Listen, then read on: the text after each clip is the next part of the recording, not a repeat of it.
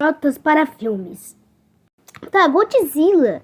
Eu dou uma nota 9. Até que é daorinha. Mas gostei. Eu gosto. Agora, os trípodes eu dou nota 10 de 10. Esse daqui eu dou nota 1000. Que eu amo, esse daqui é meu favorito. Então, Godzilla, eu gosto de Godzilla. Até que eu gosto de Godzilla, mas não tanto. Só vou dar uma notinha. Ok? Então vamos lá para outro.